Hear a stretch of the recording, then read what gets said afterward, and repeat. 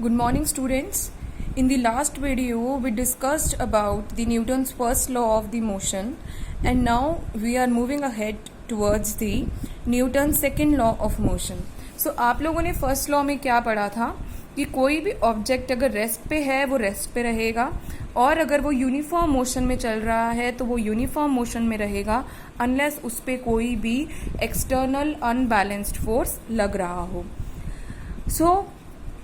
एक तरीके से जो बॉडी में एक्सेलरेशन आती है किसी बॉडी के अंदर, वो किस पे डिपेंड करती है कि उसके ऊपर कितना फोर्स अप्लाई किया गया है.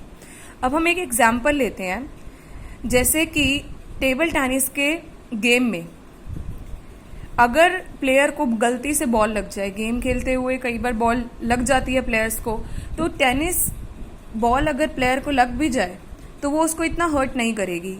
क्यों नहीं करेगी? क्योंकि आप सोचोगे कि जो टेनिस बॉल होता है उसका मास जो होता है वो कम होता है. वही अगर हम एक क्रिकेट का गेम देखें, आपको पता है कि जो क्रिकेट बॉल होती है it is very heavy. So cricket ball अगर किसी को लग जाए प्लेयर को, so what can happen, that can hurt that player badly. So यहाँ पे आप रीज़न क्या कहोगे? आप कहोगे कि यहाँ पे जो क्रिकेट बॉल है उसका मास ज़्यादा है, तो टेनिस बॉल जो है वो इसलिए इतनी इफेक्टिव नहीं हुई इंजरी में क्योंकि उसका मास कम था. बट क्रिकेट बॉल जो है उसका मास क्या था? ज़्यादा था, इसलिए वो ज़्यादा इफेक्टिव है in causing injury. So we can see कि किसी भी ऑब्जेक्ट के मोशन में मीन्स वो किस तरीके से दूसरी बॉडी पे फोर्स लगा रहा है, उस पे उसका मास इफेक्टिव है. मास जो है एक इम्पॉर्टेंट फैक्टर है जो कि डिसाइड करता है कि एक ऑब्जेक्ट जो है वो दूसरे ऑब्जेक्ट पे कितना इफेक्टिव है, कितना फोर्स लगा पा रहा है. वही अगर हम एक ट्रक की बात करें, एक जो ट्रक है, ट्रक का वेट जो होता है वो बहुत ही ज़्यादा होता है, 1000 kg में होता है. सो अगर एक ट्रक रेस्ट पे है, मतलब वो मूव नहीं कर रहा है, तो हमें इतना कोई फर्क नहीं पड़ेगा, हमें इतना अटेंशन पे करने की जरूरत नहीं है. लेकिन अगर कोई एक ट्रक है और वो एकदम से 5 मीटर पर सेकेंड की स्पीड पे भी आ जाए तो क्या होगा? 5 मीटर पर सेकेंड की स्पीड से अगर वो चलने लग जाए तब भी वो एक पर्सन को किल कर सकता है. तो मैं आपसे अगर यहाँ रीजन पूछूं तो आप यही कहोगे क्योंकि जो ट्रक है उसका मास जो है वो बहुत ही ज्यादा होता है, इस वजह से वो ट्रक जो है वो इतनी कम स्पीड पे भी एक पर्सन को किल कर सकता है. राइट? सो यहाँ पे हमने देखा इन एग्जाम्पल से that how much a mass is important in causing force to an object. Now अब अगर हम एक बुलेट की बात करें, अगर आप एक बुलेट को मेजर करोगे उसका वेट ग्राम्स में होता है, बट अगर आप एक बुलेट को फायर करोगे it can easily थ्रॉप the heart of a person. वो एक पर्सन को इजीली क्या कर सकता है? किल कर सकता है. तो यहाँ पे बुलेट का मास कम है, बट स्टिल बुलेट जो है वो बहुत ही कम टाइम में मीन्स बहुत ही हाई स्पीड से पर्सन के टूवर्ड्स मूव करती है, जिसकी वजह से कम मास होने के बाद भी वो उसको क्या कर देती है? इंजर कर देती है.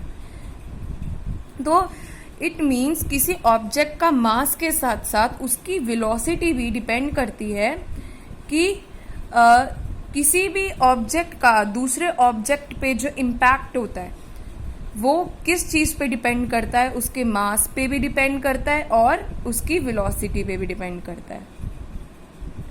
सो इट मीन्स अगर हमें किसी ऑब्जेक्ट पे ग्रेटर फोर्स देना है तो या तो उसका वेलोसिटी ज़्यादा होना चाहिए या उसका मास ज़्यादा होना चाहिए.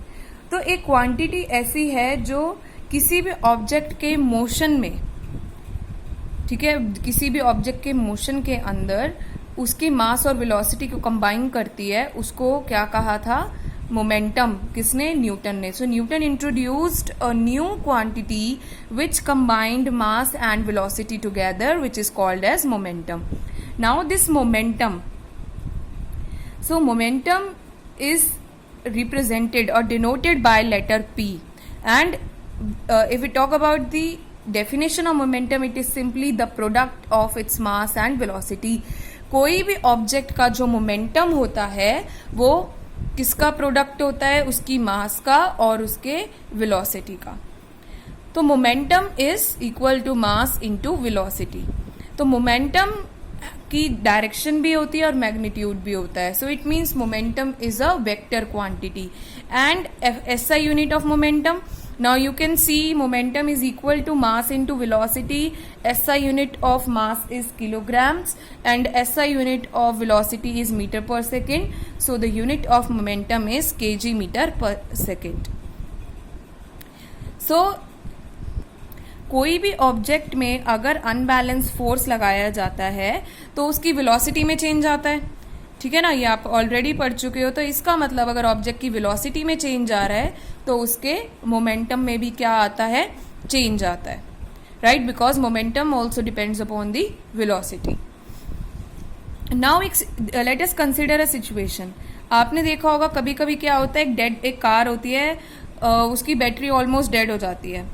तो अगर एकदम से उस कार के ऊपर धक्का लगा दिया जाए, कोई स्पीड दे दी जाए, मान लो 1 मीटर पर सेकंड की, तो हो सकता है वो कार ना चले। लेकिन अगर उस कार को कॉन्टिन्यूसली कुछ एक स्पेसिफिक टाइम पीरियड तक फोर्स दिया जाए, उसको पुश किया जाए, तो वो कार जो है वो चलने लग जाती है। तो जब एक कंसिडरेबल टाइम तक हमने उसको पुश किया कार को, तो वो चलने लग गई। तो मीन्स एक ऑब्जेक्ट के ऊपर जो फोर्स है वो सिर्फ उसके चेंज इन मोमेंटम पे डिपेंड नहीं करता, बल्कि कितनी देर तक वो फोर्स लगाया जा रहा है उस पर भी डिपेंड करता है। और यही हमारा न्यूटन का सेकेंड लॉ कहता है। So this is the definition of Newton second law. The second law of motion states that the rate of change of momentum of an object. Second law जो है वो क्या कहता है, rate of change of momentum. Rate का मतलब होता है with respect to time and change of momentum means पहले अगर कोई एक ऑब्जेक्ट है, पहले उसके अंदर क्या है, कोई वेलोसिटी है जिसको हम इनिशियल वेलोसिटी कहते हैं। तो उसकी मास और इनिशियल वेलोसिटी को आप मल्टीप्लाई कर दोगे तो वो इनिशियल मोमेंटम बन जाता है। आप उसके ऊपर कोई फोर्स लगाओगे कुछ टाइम पीरियड के लिए, तो अब उसकी वेलोसिटी चेंज हो जाएगी, जिसको हम उसकी फाइनल वेलोसिटी कहेंगे। तो अब मास into final velocity will be the final momentum. तो ये जो चेंज इन मोमेंटम हो रहा है इनिशियल मोमेंटम से फाइनल मोमेंटम में, तो फोर्स जो है वो डायरेक्टली प्रोपोर्शनल होता है rate of change of momentum means change of momentum with respect to time. Now we will do mathematical formulation of second law of motion. So basically this second law can be derived into a formula which we can use later on into solving our numericals. So let us see, suppose an object of mass m is moving along a straight line with an initial velocity u. एक object है, उसका मास है m, हमने small m ले लिया, वो एक straight line में चल रहा है और उसकी इनिशियल वेलोसिटी कितनी है, स्मॉल u। वो it is uniformly accelerated to velocity v in time t। ये जो ऑब्जेक्ट है मास m जिसकी इनिशियल वेलोसिटी u थी, अगर हम उसको टाइम t के लिए उसके ऊपर एक कांस्टेंट फोर्स लगाएं, उस कांस्टेंट फोर्स को हमने f माना है, तो उसकी जो वेलोसिटी है वो v हो जाती है। मतलब एक तरीके से ऑब्जेक्ट में एक्सेलरेशन आती है, क्योंकि जब भी वेलोसिटी चेंज होती है तो क्या आती है, एक्सेलरेशन। सो जो वेलोसिटी है वो u से v हो जाती है जब हमने फोर्स लगाया टाइम t के लिए। तो अब इनिशियल मोमेंटम क्या होगा, इनिशियल और फाइनल मोमेंटम हम कैसे लेंगे, pi का मतलब क्या है, दिस pi और this is p1। p1 is equal to mass into initial velocity, so initial momentum, and p2 is mass into final velocity means final momentum. So this is initial momentum, this is final momentum. You can also take it as pi, which will denote initial momentum, and instead of p2 you can also use pf, which means final momentum. So what will be the change in momentum? Change in momentum will be this sign which you can see here is the sign of proportionality. Proportionality sign का मतलब क्या होता है कि ये directly इसके ऊपर depend है। मतलब चेंज ऑफ मोमेंटम चाहे आप इसके इक्वल मान लो या आप इसको प्रोपोर्शनल मान लो, मींस जो डायरेक्टली इसके ऊपर डिपेंड है। Final momentum minus initial momentum, so means mv minus mu, m common ले लिया तो ब्रैकेट में क्या बच गया, v माइनस u। तो ये तो चेंज इन मोमेंटम था। तो rate of change of momentum क्या होगा, रेट का मतलब क्या होता है, डिवाइड बाय टाइम। तो rate of change of momentum जो है वो क्या हो जाएगा, mv minus u by T, change of momentum by time. और rate of change of momentum को हमने क्या पढ़ा था, किसके इक्वल होता है, फोर्स के। तो as per the second law ये किसके इक्वल होता है, फोर्स के। तो F is directly proportional to change in momentum by t. अब यहाँ पे इस प्रोपोर्शनैलिटी के साइन को हटाने के लिए हमें और इक्वालिटी के साइन को लाने के लिए हमें एक कांस्टेंट पुट करना पड़ता है। एक्चुअली में ये कांस्टेंट का मतलब क्या होता है, ये कांस्टेंट एक ऐसी वैल्यू होती है कि इस वैल्यू को जब भी इस टर्म के साथ मल्टीप्लाई किया जाए तो left side and right side एक दूसरे के इक्वल होगी। तो ये यहाँ पे प्रोपोर्शनैलिटी का साइन हटाने के लिए और इक्वालिटी का साइन लगाने के लिए हमने क्या लगाया, k लगा दिया। And this k is constant whose value is 1। तो यहाँ पे ये जो आप देख रहे हो k m a, v minus you by T को हम एक्सेलरेशन भी बोलते हैं ना, क्योंकि एक्सेलरेशन क्या होता है, एक्सेलरेशन होता है v minus you by T. तो इसीलिए यहाँ पे क्या आ गया,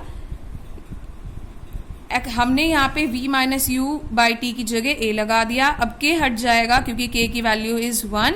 सो फाइनली हमारे पास जो फॉर्मूला निकल के आएगा वो क्या होगा, F is equal to ma।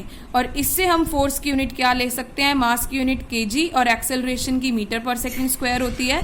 So the unit of force is kg metre per second square, या जिसको हम न्यूटन भी कह सकते हैं। तो अगर हमें यहाँ पे 1 यूनिट फोर्स डिफाइन करना हो तो 1 यूनिट फोर्स क्या होगा, अगर एक ऑब्जेक्ट जो कि 1 kg का है उसके ऊपर हम वो फोर्स की वैल्यू जो 1 kg के ऑब्जेक्ट पे 1 मीटर पर सेकेंड स्क्वायर की एक्सेलरेशन ला दे, उस फोर्स को हम क्या कहेंगे, 1 न्यूटन फोर्स कहेंगे। So I hope this topic is clear to you. So this is all for the day and tomorrow we will continue with this topic.